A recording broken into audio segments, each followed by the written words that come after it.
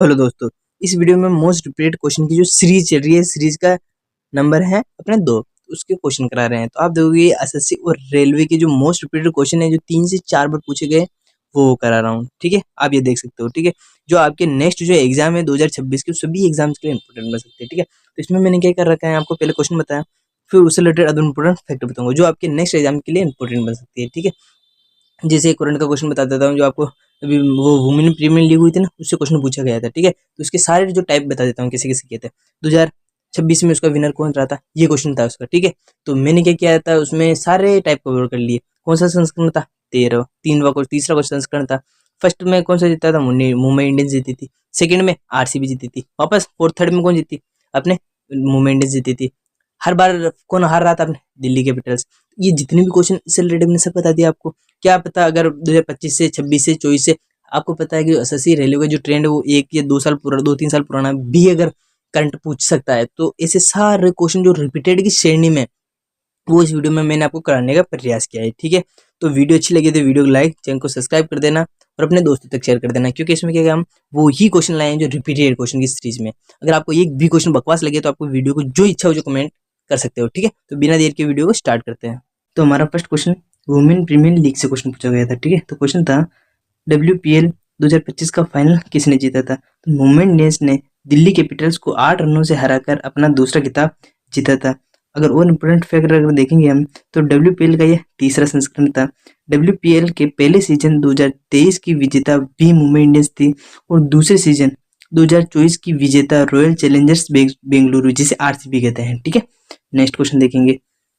Next question पूछा गया था, भारत के नियंत्रण व महालेखा परीक्षक कौन है। ठीक है, तो इससे जो क्वेश्चन पूछा गया था, 2025 में भारत के वर्तमान नियंत्रण व महालेखा परीक्षक कौन है, तो इसका आंसर था श्री के संजय मूर्ति था। इन्होंने 21 अक्टूबर 2024 को अपना कार्यभार संभाला।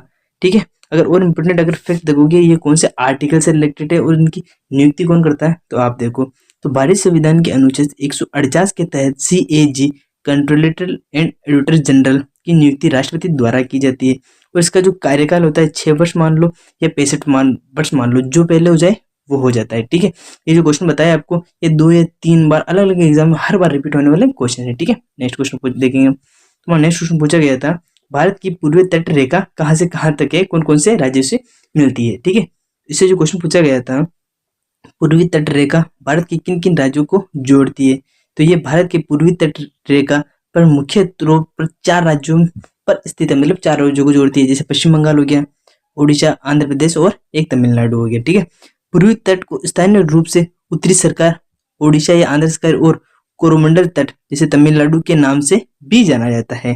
भारत की सबसे लंबी तट रेखा वाला राज्य एकमात्र गुजरात है, जो पश्चिमी तट की ओर स्थित है, और ये एकमात्र ऐसा राज्य है जो एक तो इंडिया से और एक अंतर्राष्ट्रीय दोनों सीमा से अपनी साझा करता है पानी की बाउंड्री। ठीक है, नेक्स्ट क्वेश्चन देखेंगे। अगर नेक्स्ट क्वेश्चन आप देखोगे जो क्वेश्चन बताया ना मैंने आपको, ये 2 या 3 बार रिपीटेड क्वेश्चन है, मोस्ट रिपीटेड की जो सीरीज चल रही है, इसमें अगर आप देखोगे कि कंप्लीट रिवीजन होता रहेगा आपका। ठीक है, तो एक किसान आंदोलन से जो इम्पोर्टेंट है पाइका विद्रोह, ये भी सबसे ज्यादा पूछे जाने वाला क्वेश्चन है। ठीक है, तो इससे जो क्वेश्चन पूछा जाता है वो पूछा जाता है, पाइका विद्रोह कहाँ हुआ था।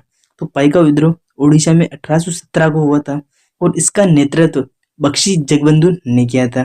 अगर और इम्पोर्टेंट अगर फैक्ट देखोगे आप, तो यह ब्रिटिश इंडिया कंपनी के विरुद्ध एकमात्र एक सशस्त्र विद्रोह था।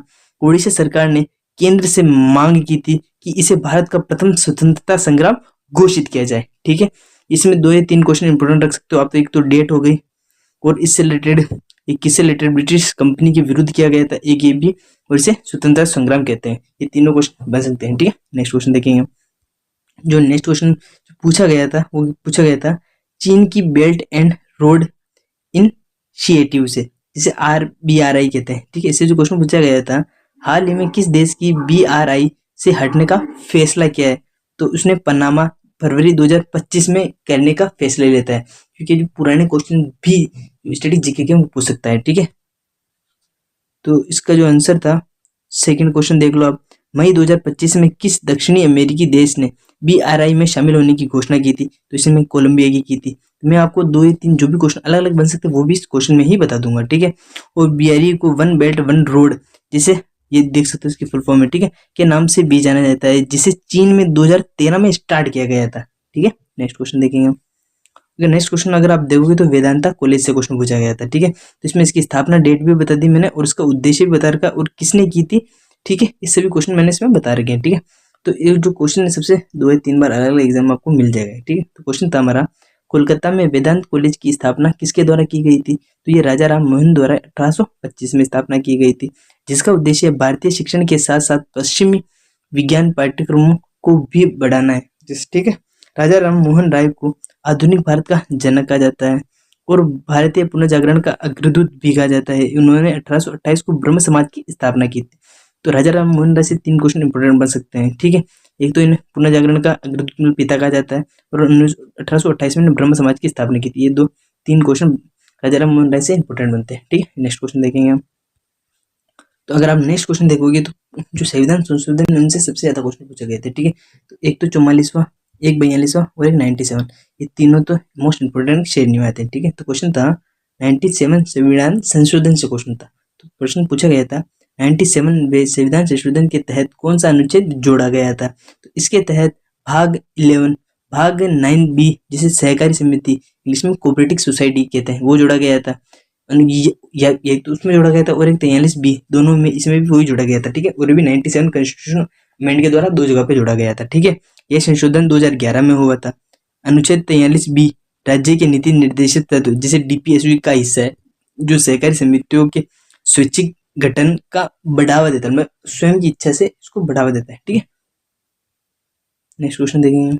तुम्हारा जो नेक्स्ट क्वेश्चन वापस समाज सुधारक से क्वेश्चन पूछा गया था। सोशल रिफॉर्म से सबसे जो आप देख रहे हो ना, विद्रोह और रिफॉर्म, इनसे सबसे ज्यादा क्वेश्चन पूछे जाते हैं, तो ये आप कंप्लीट बढ़ के जाना, ठीक है। तो क्वेश्चन पूछा गया था, भारत में अंतरराज्यीय विवाह को कानूनी रूप से अनुमति किसने दी थी और पंडित रमाबाई या राजा राम मोहन राय द्वारा दी गई थी?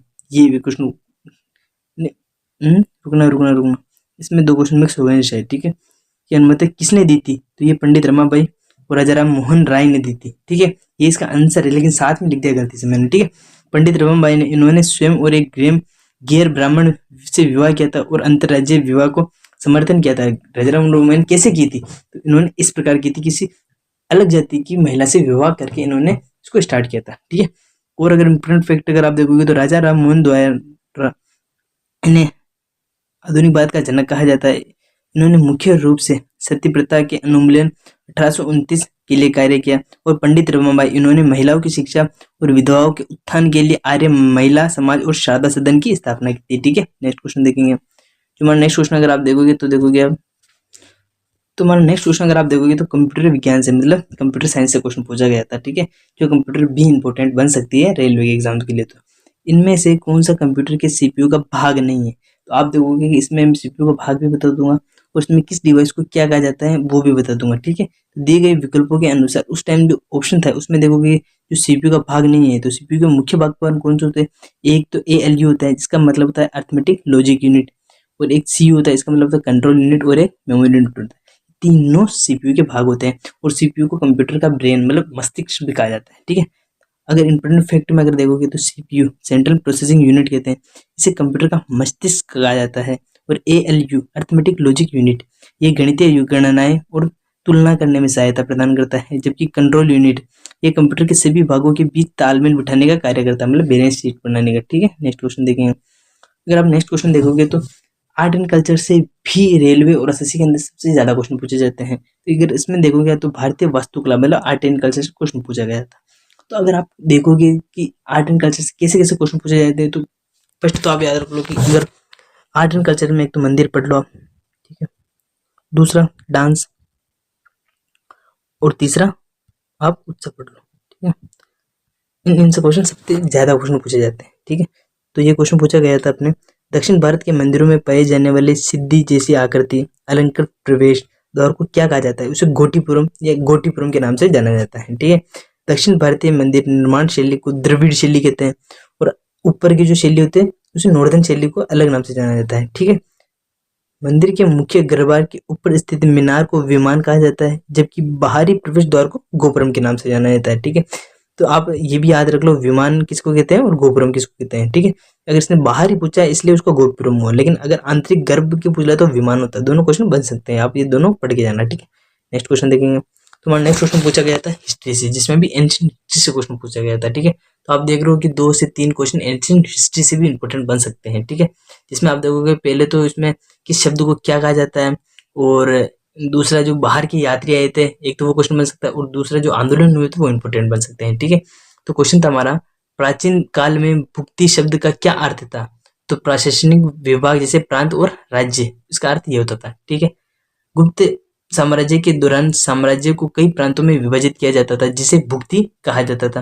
भुक्ति के जो राज्यपाल थे या प्रमुख थे को उपऋग के नाम से जाना जाता था, और भुक्ति को आगे जिलों में विभाजित किया जाता था, जिन्हें विषय कहा जाता था। मतलब जो राज्य स्टेट होते थे उसे क्या कहते हैं, उसे तो भुक्ति, और जब उसको जिले विले ऐसे कुछ अलग बांटते हैं तो उसे विषय के नाम से जाना जाता था। ठीक है, नेक्स्ट क्वेश्चन देखेंगे हम।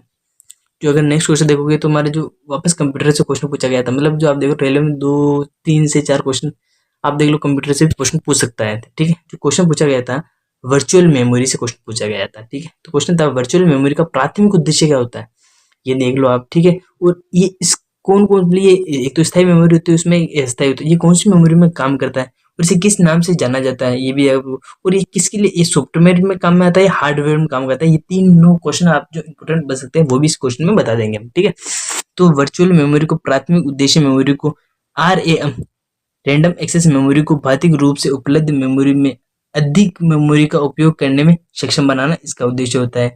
यह हार्ड डिस्क के एक हिस्से को अस्थायी RAM का की तरह इस्तेमाल करता है, जिसे लॉजिकल मेमोरी यूनिट के नाम से जाना जाता है। यह बड़े सॉफ्टवेयर जैसे प्रोग्राम को चलाने में मदद करता है, और यह RAM के आकार से भी बड़े होते हैं। ठीक है, नेक्स्ट क्वेश्चन देखेंगे। तो नेक्स्ट क्वेश्चन जो हमारे बेरोजगारी से क्वेश्चन पूछा गया था, तो पूछा गया था भारत में बेरोजगारी दर से क्वेश्चन था। ठीक है, भारत में बेरोजगारी दर की स्थिति क्या है और कितनी है, ये देख लो आप। तो अप्रैल 2025 में जारी किए गए पहले मासिक सर्वेक्षण आंकड़ों के अनुसार भारत में मासिक बेरोजगारी दर 5.1% है।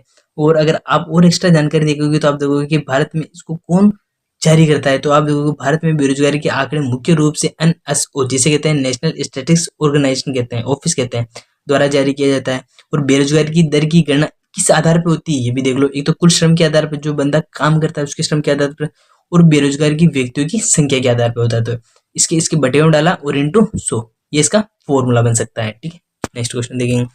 नेक्स्ट क्वेश्चन जो पूछा गया था हमारा, वो मिशन से क्वेश्चन पूछा गया है। तो जो आप देख रहे हो जो एसएससी है, एसएससी के अंदर 1 साल पुरानी जगह आती है। तो ठीक है, 2 साल पुरानी देख लो आप क्वेश्चन, 2024 के क्वेश्चन पूछे जा रहे हैं। ठीक है, तो इंपोर्टेंट बन सकता है आपको। ठीक है, तो क्वेश्चन था डेयरी मिशन से, नवंबर 2024 में डेयरी मिशन के तहत हर साल नवंबर महीने में कौन सा दिवस मनाया जाता है? तो हर साल 26 नवंबर को राष्ट्रीय दुग्ध दिवस, जिसे नेशनल मिल्क डे मनाया जाता है। यह दिवस भारत में श्वेत क्रांति के जनक डॉक्टर वर्गीज कुरियन के जन्मदिन के उपलक्ष्य में मनाया जाता है। और भारत दुनिया का सबसे बड़ा दुग्ध का देश है, जो सर्वाधिक मात्रा में दुग्ध का उत्पादन होता है भारत में होता है, इसलिए। ठीक है, नेक्स्ट क्वेश्चन देखेंगे। नेक्स्ट क्वेश्चन अगर आप देखोगे तो पॉलिटी से भी क्वेश्चन 3 से 4 रिपीटेड की श्रेणी में क्वेश्चन पूछे जाते हैं, जिसमें ये आर्टिकल 32 हो गया, इसमें 2 अनुच्छेद होते हैं। एक तो सुप्रीम कोर्ट रिट जारी करता है, तो वो होता है अपने 200 नहीं, सुप्रीम कोर्ट तो 132 से करता है अपने। ठीक है, सुप्रीम कोर्ट 32 से करता है, जबकि जो हाई कोर्ट होता है ना वो 226 से करता है। सो ये ना, ये इंपॉर्टेंट बन सकता है। ठीक है, ये हर बार क्वेश्चन पूछा जाता है, और इसकी जो 5 रेट है उससे भी क्वेश्चन बन सकता है, ये रिपीटेड क्वेश्चन। ठीक है, तो अनुच्छेद 32 में क्या कहा गया है? तो अनुच्छेद 32 में प्रत्येक व्यक्ति को अपने मौलिक अधिकार के प्रवर्तन के लिए सर्वोच्च न्यायालय में जाने का अधिकार है, जिसका मतलब होता है कि अगर किसी को लगता है कि उसके मौलिक अधिकार का उल्लंघन हुआ है, तो वह राहत के लिए सीधे सर्वोच्च न्यायालय का दरवाजा खटखटा सकता है।